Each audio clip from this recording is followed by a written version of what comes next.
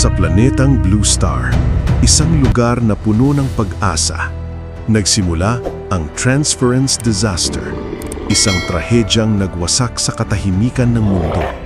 Mabilis itong naging impyerno. Hindi ito simpleng sakuna.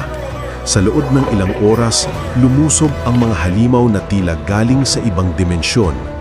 Hindi handa ang isang sangkatauhan. Hindi handa ang Blue sinira ang paniniwala at simula noon, ang kapangyarihan ay naging sukatan ng kaligtasan. Mga halimaw sa kawalan, chaos na walang paliwanag at isang katauhan na pilit lumalaban. Dito nakilala ang bida, isang E-rank na awakener, pinakamahina raw. Pero sa ilalim ng pressure, nagising ang kakaibang kapangyarihan. Habang bumubulusok ang stats, 90, 99%, hanggang 100%. Unti-unting nagbabago ang lahat. Xu Jingming, ang SSS Plus Purple Thunder. Ang kanyang transformation, kumpleto na. Hindi lang basta lakas, ito'y divine lightning. Bumaba mula sa langit, winasak ang limitasyon. Isang immortal legend mula sa pagkabagsak. Sa kanyang kamay na kumikislap ng cosmic energy, ang laban ay magsisimula, mga Lods. Nagsisimula ang chapter, mga Lods, sa maingat na sinuring muli ni Direktor Lu ang kagamitan sa pagsubok at kinumpirma na walang mali sa mismong makina.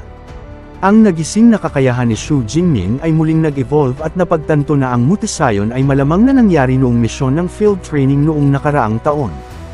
Ang mga nakapaligid na estudyante ay agad na sumabog sa kaguluhan. Marami ang naniwala na ang paggaling mula sa mga sitwasyong buhay at kamatayan ay maaaring mag-trigger ng pagsabog ng paglago sa mga nagising na kakayahan, ngunit walang sinuman ang makatanggap sa ideya na ang isang S-rank ay mag-e-evolve tungo sa maalamat na SS rank. Biglang na-realize ng isa pang estudyante na may katuturan na ang lahat ngayon. Ang dahilan kung bakit nagawa niyang makatay ng 12 ng Peak 4th Tier na mababangas na hayop ng mag-isa ay dahil ang kanyang nagising na kakayahan ay lumampas na sa mga ordinaryong limitasyon. Tahimik na ikinuyong ni Wang Qi ang kanyang kamao. Inamin niya na si Jingming ay tunay na isang monster level na henyo. Kung bibigyan ng isa pang taon para lumago, lubos siyang malalagpasan ni Jingming, ngunit naniniwala pa rin si Wang Qi na hawak niya ang kalamangan sa ngayon. Ipinatong ni Direktor Lu ang isang kamay sa balikat ni Wang Qi na itinuturing siya bilang huling haligi ng pag-asa ng Jin University. Mahina hong ipinaalala sa kanya ni Wang Qi na gagraduate na siya sa susunod na taon, na nangangahulugang ito na ang huling pagkakataon na mabuhat niya ang universidad. Tumango si Direktor Lu ng may mabigat na ekspresyon bago agad inutusan ang kanyang mga tauhan na muling idisenyo ang mga battle plan ng koponan mula sa simula. Sa parehong oras, sa loob ng isa pang akademya, isang pilak ang buhok na pinuno ang halos magpadurog sa mesa matapos matanggap ang ulat. Hindi niya mapaniwalaan na tunay na narating ni Xu Jingming ang SS rank. Ang lalaki ay agad na dinaluhong ang kanyang mga nasasakupan na magbalangkas ng isang espesyal na diskarte upang harapin si Jingming bago pa man umusad ang paligsahan. Ang balita ay hindi nagtagal ay nakarating sa Thunder Marshall Hall. Agad na naunawaan ng mga opisyal doon na ang kanilang mga nakaraang kondisyon sa pagre-recruit ay malayong-malayo na sa sapat. Ang mga utos ay agad na ipinadala sa punong tanggapan na humihiling ng isang emerhensyang pagbabago sa kanilang panukala sa pagre-recruit. Ang Violent Bear Marshall Hall ay nag-react ng mas agresibo.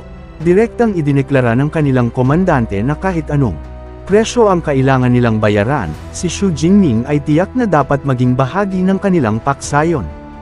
Kahit ang militar ay naging kasangkot, isang mataas na opisyal ang mabilis na nag-ulat ng sitwasyon sa kanyang mga nakatataas, na ipinapalam sa general na ang unang SS rank na nagising na henyo ng Great Xia sa taong ito ay opisyal ng lumitaw. Agad na iniutos ng general na ilabas ang impormasyon sa media. Nais niyang malaman ng buong bansa na ang Great Xia ay nakakuha ng isang tunay na pambansang kayamanan. Sa loob ng ilang oras, ang pangalan ni Xu Jingming ay ganap na sumabog sa bawat pangunahing platform.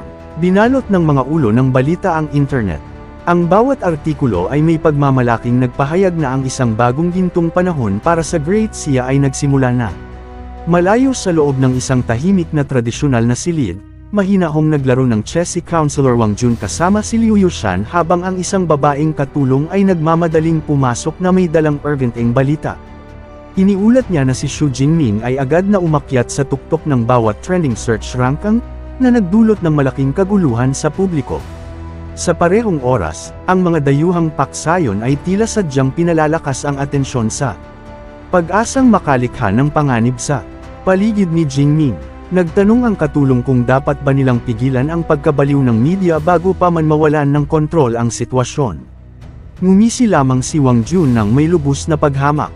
Sa kanyang mga mata, ang mga dayuhang puwersa na iyon ay walang iba kundi mga parasito na sumusubok na magsulsel ng kaguluhan. Sa kasalukuyang lakas ng Great Xia, ang pagprotekta sa isang SS rank na henyo ay hindi mahirap kahit kaunti. Inilipat ni Wang Jun ang pag-uusap patungo sa mga kaayusan sa seguridad ni Jingming. Ipinaliwanag ni Liu Yusuan na ang vice principal ng Mado ay personal na namamahala sa kanyang proteksyon. Ang sagot na iyon ay agad na nakakuha ng pansin ni Wang Jun. Naalala niya ito ng malinaw bilang ang babae mula sa Thunder Martial Hall na nagmamay-ari ng isang S-rank na special na kakayahan. Nagtaka siya na ang isang taong may talento nito ay hindi pa rin bumabalik sa punong tanggapan. Ipinaliwanag ni Liu Yusuan na may naging atraso siya sa isang mahalagang tao mula sa pamilya Li at napilitang sumulong para magtago sa Mado. Kahit walang mga mapagkukunan ng Martial Hall, nagawa pa rin niyang marating ang mid-level 8th rank sa loob lamang ng 3 taon. Isang tagumpay na napaka-imposible kaya maging si Wang Jun ay nagpakita ng tunay na paghanga. Hinaplos niya ang kanyang balbas ng may pag-iisip at isinaad na ang matigas nitong personalidad ay hindi kailanman nagbago. Karamihan sa mga tao ay ituturing ang isang alyansa sa kasal sa pamilya Li bilang pagkakataon sa buhay, ngunit itinuring niya ito na parang isang sakuna at tumakas na lamang. Gayunpaman, sa wakas ay narelak si Wang Jun. Ang pagkaalam na ang isang taong nasa antas nito ay nagbabantay kay Jingming ng personal ay nagbigay sa kanya ng lubos na kapayapaan ng isip. Pagkaraan ng ilang sandali, ang eksena ay lumipat patungo sa malaking arena ng paligsahan kung saan ang individual na kompetisyon ay opisyal na nagsimula sa ilalim ng nagliliyab na araw ng hapon. Tumayo ang host sa gitna ng larangan ng digmaan at malakas na inanunsyo na ang kompetisyon sa men's singles sa taong ito ay nagtatampok ng 64 na kalahok mula sa 10 magkakaibang universidad. Sa pagtatapos ng araw, 32 kalahok lamang ang makaliligtas sa brutal na unang round at uusad pa. Ang AI system ay agad na nagsimulang random na bumuo ng mga pambungad na tapatan habang ang 10,000 manunood ay nanunood sa malaking screen ng may pananabik. Ang kapaligiran sa loob ng stadium ay lalong uminit sa bawat segundong lumilipas. Ang grupo ni Xu Jingming ay mabilis na nag-check ng schedule. Ang isa sa kanyang mga kasamahan sa koponan ay nasabik matapos matuklasan na lalaban siya sa ika-6 na laban sa Awakened Ability Department ng Suhang University. Nakita niya ito bilang perpektong pagkakataon upang manmanan ang mga kalaban bukas ng maaga. Mahinahong itinaas ni Jingming ang kanyang ulo patungo sa screen at nakita ang kanyang sariling pangalan na lumitaw sa ikatlong laban ng pambungad na round. Ang kanyang kalaban ay si Zhu Hu mula sa Qingsheng University. Itinaas ng host ang mikropono at inanunsyo na bawat 4 na laban ay bibilanggan bilang isang battle phase. Ang kabayanihang musika ay sumabog sa buong stadium ay opisyal na nagsimula. Humakbang si Xu Jingming patungo sa arena ng may lubos na tiwala sa sarili. Ang kanyang mahabang sibat ay nakahandog sa kanyang kamay habang ang napakalakas na presyon ay nagmumula sa kanyang katawan. Sa sandaling lumitaw siya, ang mga taga-suporta ng Mado ay sumabog sa nakatutulig na mga hiyawan habang ang walang katapusang mga tagahanga ay isinisigaw ang kanyang titulo sa buong stadium. Thunder Emperor. Nais ng lahat na masaksihan ang kapangyarihan ng kakahayag pa lamang na SS rank na henyo sa pamamagitan ng kanilang sariling mga mata. Nakatayo sa tapat niya, agad na naramdaman ni Zhu Hu ang presyon na dumudurog sa kanyang mga balikat. Gamulong ang pawis sa kanyang mukha habang napagtatanto niya na nabunot niya ang pinakatakot na kalahok sa paligsahan sa pinakaunang round. Sa isang maikling sandali, napuno ng kawalan ng pag-asa ang kanyang isip, ngunit mabilis niyang pinilit ang kanyang sarili na kumalma. Kung sa paanong paraan ay matalo niya ang isang SS rank na henyo ngayon, ang kanyang pangalan ay kakalat. Sa buong bansa sa loob ng isang gabi, inutusan ng referee ang dalawang manlalaban na maghanda habang ang countdown ay umuusong sa buong arena. 3, 2, 1, simula. Sa sandaling magsimula ang laban, na-activate ni Juho ang kanyang Wind Element Awakened ability. Ang mararahas na agos ng hangin ay sumabog sa paligid ng kanyang katawan, na bumubuo ng isang maliit na buhawi sa ilalim ng kanyang mga paa. Sa susunod na segundo, sumabog siya patungo sa kalangitan na parang isang pana at agad na umakyat sa mataas na altitude. Bahagyang pinaliliit ni Jingming ang kanyang mga mata sa pagkagulat. Hindi niya inaasahan na ang kanyang kalaban ay nagtataglay ng tunay na kakayahan sa paglipad. Tuldok. Sa sandaling iyon, tahimik na ipinaalala ni Jingming sa kanyang sarili na huwag maliitin ang sinumang may kakayahang marating ang yugtong ito ng kompetisyon. Sa itaas ng larangan ng digmaan, muling nagkaroon ng tiwala sa sarili si Juho matapos makuha ang bentahe sa himpapawid. Malas niya si Jingming habang nakalutang sa halos 75 metro sa hangin.